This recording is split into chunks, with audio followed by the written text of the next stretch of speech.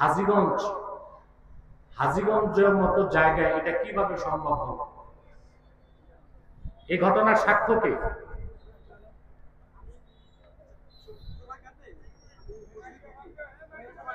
তার হাতে মাইকটা দাও।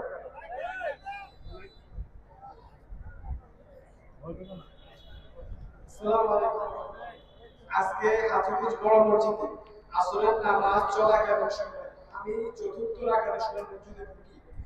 ঢোকার পরে আমি জামাত করলাম যে একটু করে ইমাম সাহেব সালাম ফিরাবেন।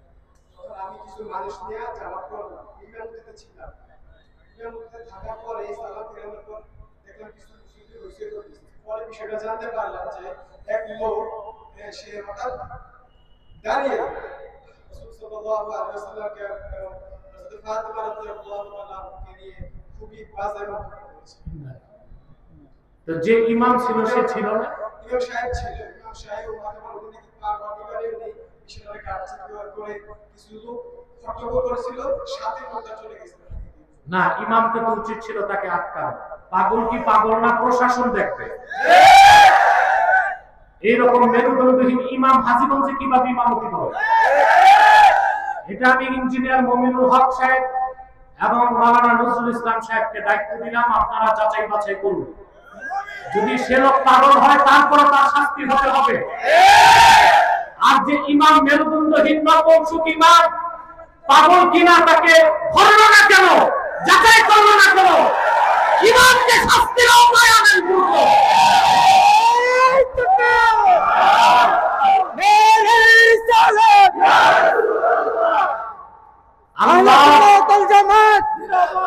আল্লাহ ও তার হাবিব মুহাম্মদ সাল্লাল্লাহু আলাইহি ওয়াসাল্লামের আরশচুম্বী সম্মান মর্যাদার বিরুদ্ধে কেউ যদি বক্তব্য দেয় সে কাফের।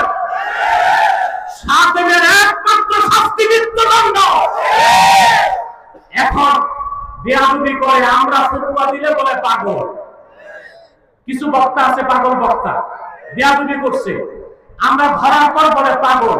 তো যে পাগল তাকে ওয়াজ করতে মাঠে আনছো কেন? পাগলের জায়গা হবে পাগলাতে, ওয়াজের মাঠে পাগলের জায়গা হয় না।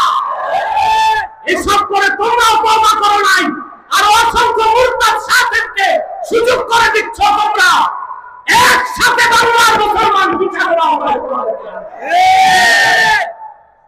দ্রুত আপনারা যাচাই করুন পাগল কিনা। পাগল কেমন পাগল? যে আল্লাহ তার রাসূলকে গালি দিছে, ঈসা নবীরে গালি দেয় নাই কেন? মুসারে গালি দেয় নাই কেন? হিন্দুদের দেবদেবী নিয়ে গালি দেয় নাই কেন?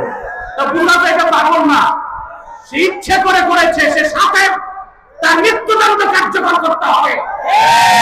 আইনের আওতায় তাকে আনুন এবং ইমামকেও যাচাই বাছাইয়ের পর কি শাস্তি হওয়া উচিত এলাকাবাসী তাকে সেই শাস্তির আওতায় আনুন।